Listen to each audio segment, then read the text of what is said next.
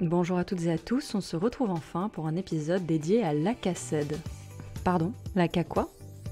Ouais, moi non plus, je ne connaissais pas il n'y a pas si longtemps. J'ai découvert l'existence de cette mystérieuse formation tandis que je farfouillais sur mon compte personnel de formation en ligne, autrement dit mon CPF. Le CPF, c'est une plateforme du service public français sur laquelle on peut consulter les droits à la formation que l'on a accumulés au gré de nos expériences professionnelles. Et je voulais voir s'il y avait des formations intéressantes en lien avec les animaux auxquels j'étais éligible. Et là, bam, je tombe sur une formation ne nécessitant pas de prérequis particuliers pour obtenir l'attestation de connaissance pour les animaux de compagnie d'espèces domestiques, l'ACACED donc. Il paraît qu'on n'a qu'une vie, et voilà donc que sur un coup de tête, je décide de m'inscrire en sélectionnant les deux options proposées, chien et chat. Alors l'ACACED, c'est ce que l'on appelait auparavant le certificat de capacité animaux domestiques, le CCAD.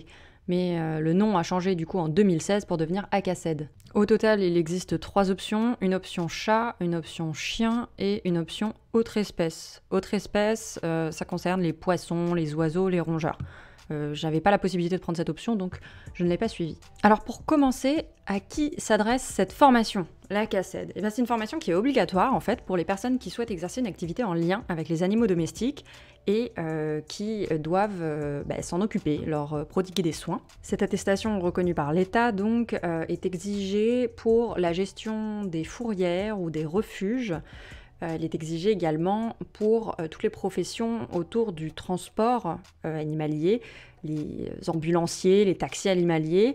D'ailleurs, ça peut également être dans le cadre de bénévolat, par exemple pour transférer des animaux d'un refuge à un autre, comme le font certaines associations. Sont aussi concernées les activités autour de la garde d'animaux domestiques, c'est-à-dire les pensions, le pet-sitting, l'éducation canine et le dressage, la présentation au public de chiens et de chats, donc ça c'est le cas de figure des expositions en particulier et des concours, et enfin la vente d'animaux, qu'il s'agisse de vendeurs en animalerie ou tout simplement d'élevage. Voilà donc pour les activités bénévoles ou commerciales qui entrent dans le cadre de cette formation. À noter que la formation ACACED est accessible à tous et toutes, elle ne requiert aucun prérequis. Tout le monde peut s'inscrire à condition d'avoir au moins 16 ans. Alors, ce diplôme est périssable, il doit être actualisé tous les 10 ans pour les bénévoles et les professionnels qui exercent de façon effective auprès des animaux, c'est-à-dire pas comme moi, qui l'ai fait par pur intérêt personnel et par curiosité. Ils doivent donc repasser l'examen tous les 10 ans afin de s'assurer d'être bien à jour des bonnes pratiques et d'être aptes à s'occuper d'animaux.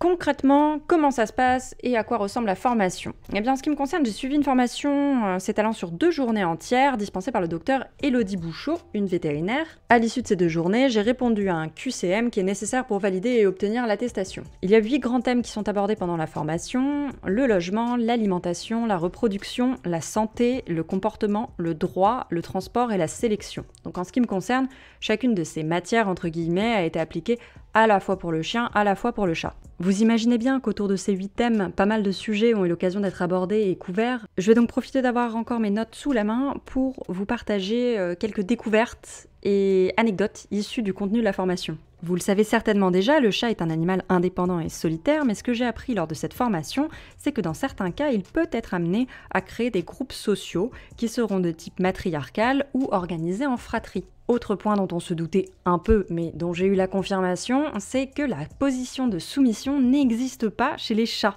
En fait, un chat aura plutôt tendance à adopter des mesures d'évitement pour désamorcer les conflits.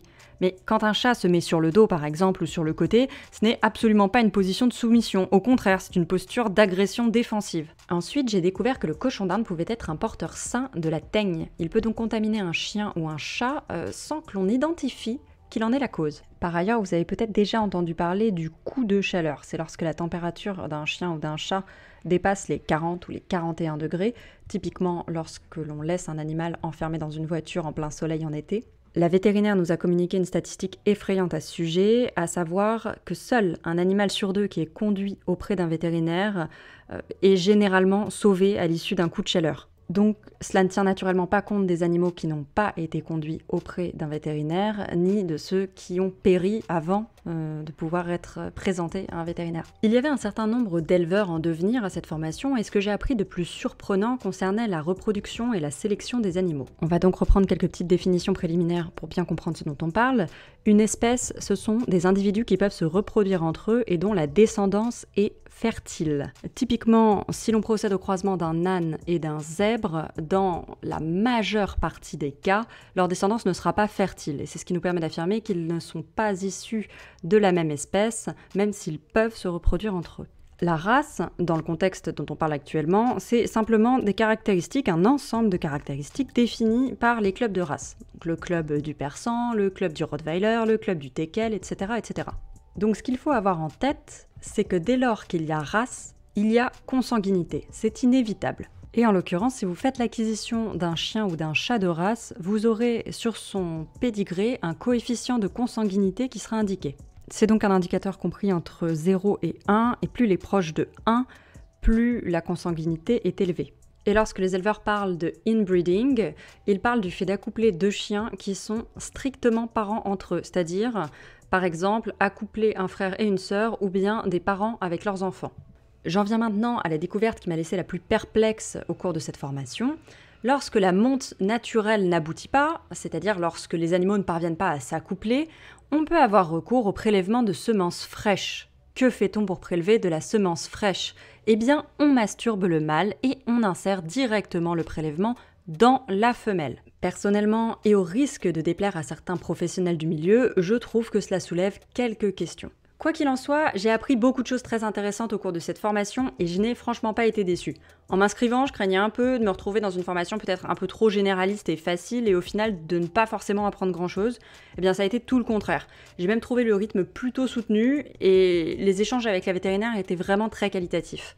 Pour tout vous dire, je trouve même que certains thèmes abordés mériteraient d'être repris dans le cadre d'un certificat d'aptitude à la détention des animaux de compagnie, de telle sorte que tout propriétaire d'animal ait vraiment de bonnes bases, sache comment s'occuper de son animal correctement et vraiment comment répondre à ses besoins du mieux possible. Sur ce, n'hésitez pas à vous renseigner sur la formation si elle vous intéresse et en attendant, je vous dis à bientôt.